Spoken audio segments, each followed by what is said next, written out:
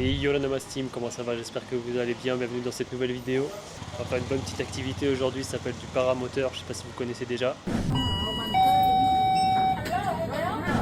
Donc je vais essayer de vous montrer un petit peu, on va aller voler sur les hauteurs de Chiang Mai pendant une petite heure environ. Donc je vais vous montrer un petit peu tout ça, ça m'a coûté environ 100 euros. J'attends qu'on vienne me chercher, là je suis devant mon hôtel. Et il est 16h, donc voilà, je pense que ça va durer peut-être 3 heures en tout, le temps de faire l'aller-retour et de voler. Donc je vais vous filmer tout ça, j'espère que ça va vous plaire, comme d'habitude lâchez un like et un commentaire, ça fait toujours plaisir. Et j'espère que vous allez kiffer. Hop, je crois que c'est elle qui vient d'arriver.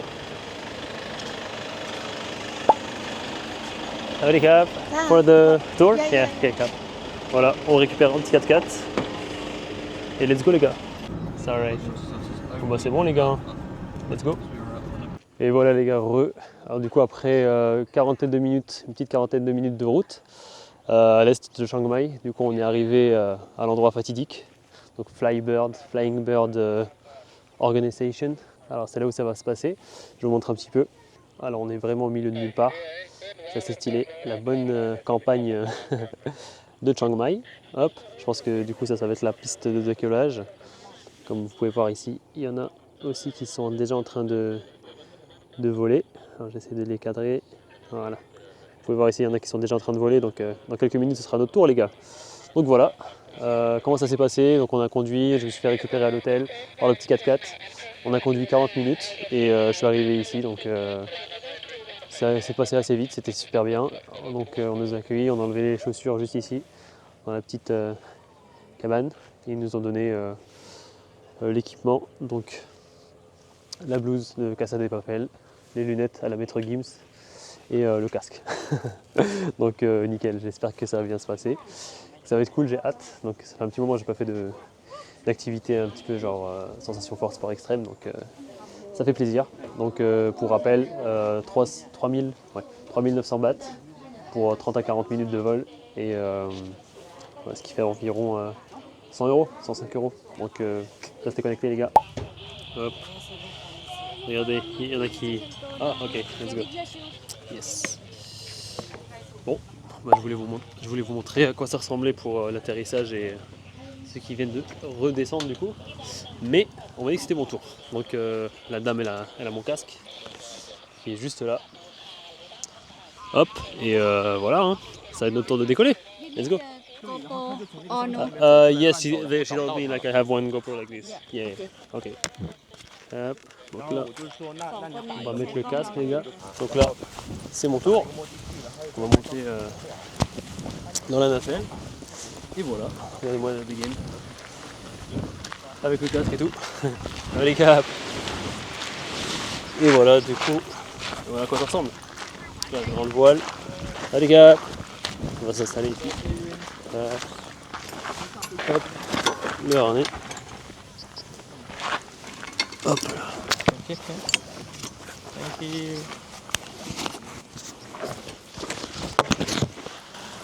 Okay. Yes. Hop. Left or right? Okay. Right. Hop. You can take care for the safety first. Safety bill.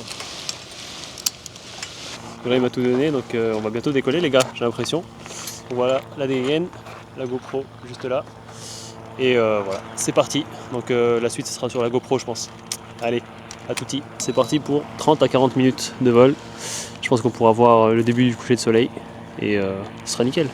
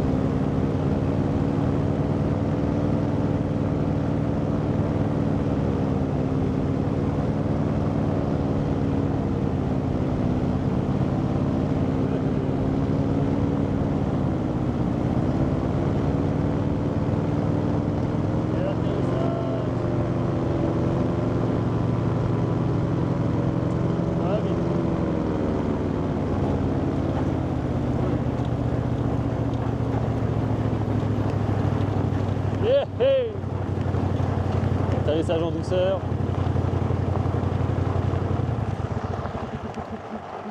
Trop bien. Dans mon cap.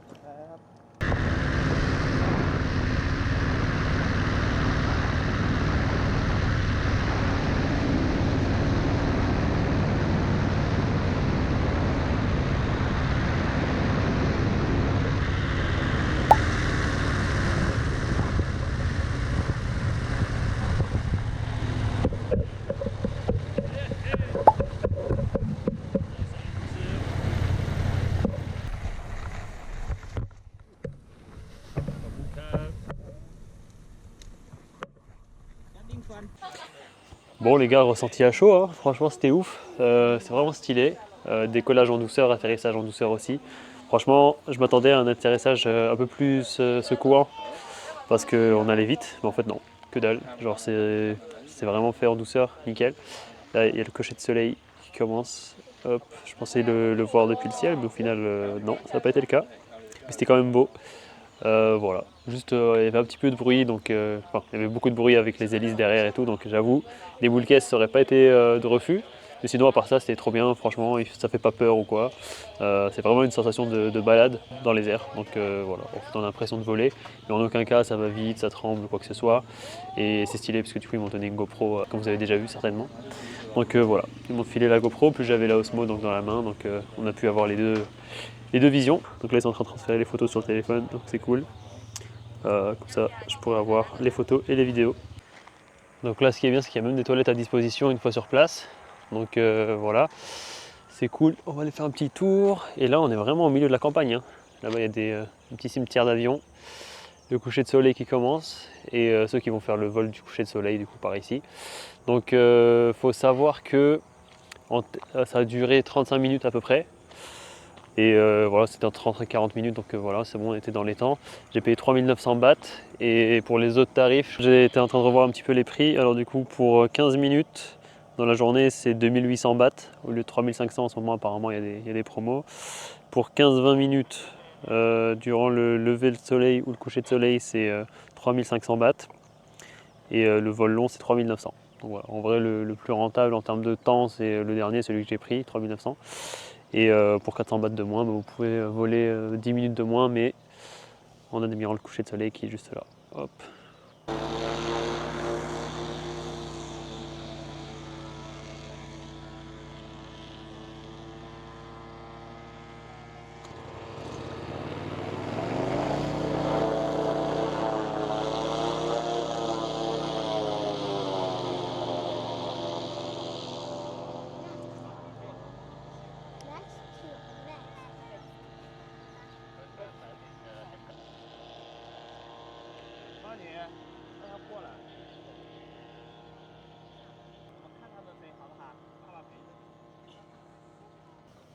Donc voilà, à vous de voir ce que vous préférez. Moi j'ai trouvé ça assez stylé en tout cas ce que j'ai fait. Et je vais vous montrer un petit peu le cimetière d'avion. Je vais vous montrer un petit peu ça. Let's go. Ah oui, chose que je ne vous ai pas dite, c'est qu'il y a une limite du coup. Une limite de 110 kg les gars. Donc faut pas être trop lourd pour pouvoir faire cette activité. Donc voilà, si vous faites moins de 110 kg comme moi, bah, c'est tout bon. Il n'y a pas de différence de prix par rapport au poids par contre. Donc pour mon cas, je n'ai pas eu de réduction. Bon, en vrai, voilà, franchement pour 100 balles, ça reste sympa. Si ça tenait qu'à moi, je pense que le prix vraiment que ça vaut, c'est peut-être 60-70 en vrai. Mais en vrai, c'était cool, c'était joli. Belle vue sur les montagnes, les villages et tout, les champs. Donc Benef est là. En plus, avec le petit coucher de soleil ici, ça fait toujours plaisir, ça ressource. Et ça fait plaisir quoi. C'est une belle petite expérience, première fois pour moi. J'avais déjà fait saut à l'élastique, saut en parachute, parapente. Et le paramoteur, non, c'est ce qui me manquait. Donc Benef, franchement. Grave cool, ça fait plaisir. Et là, ce qu'on va pouvoir voir d'ici. Alors il y a un avion là-bas, c'était pas celui qu'on a vu en arrivant. Mais c'est toujours aussi sympa, on va aller voir un petit peu tout ça. Petit paysage ici dans la finca. Regardez-moi ça. L'avion juste ici. Stylé en vrai, le petit cimetière d'avion. Moi j'aime bien perso. Ça, ici il y a des vannes. Et là, d'autres avions. Et là, d'autres avions, un petit ULM ou je ne sais quoi. Et le plus gros là-bas. Apparemment, un avion, en vrai, ça n'a pas de fin de vie. Hein. Tant que tu changes le moteur, tu peux toujours voler avec. Tant que la carcasse, elle est bonne. C'est pas comme une voiture. Au final, ouais, si, c'est pareil. C'est comme une voiture, tu vois. Le temps que le moteur est bon, ça peut rouler. Donc, tant que tu changes le... Mais je crois que c'est plus facile de changer un moteur d'avion qu'un moteur de voiture. Parce que bon, pour les voitures, c'est pas rentable. Alors que l'avion, c'est pas mal. Regardez ça.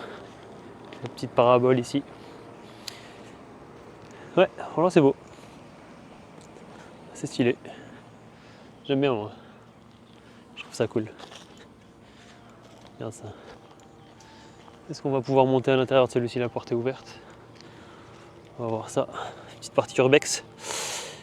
Et oui les gars, c'est aussi ça No Man's Land. C'est aussi de l'urbex. La découverte d'avions abandonnés. Cimetière d'avions. Van de hippies juste ici.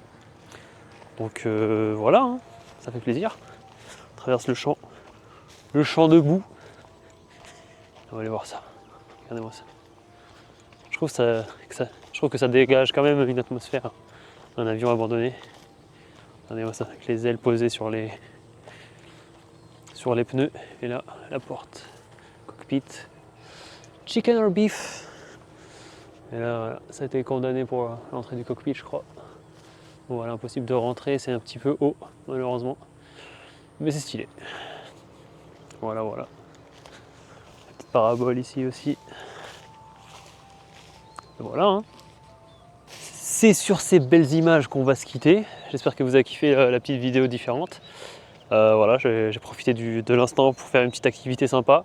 En vrai, il n'a pas fait froid. La blouse qu'ils nous ont donnée, elle a bien fait coupe-vent, donc ça c'est cool. Bonne sensation. Franchement, sensation de balade dans les airs. L'impression d'être un aigle en train de voler.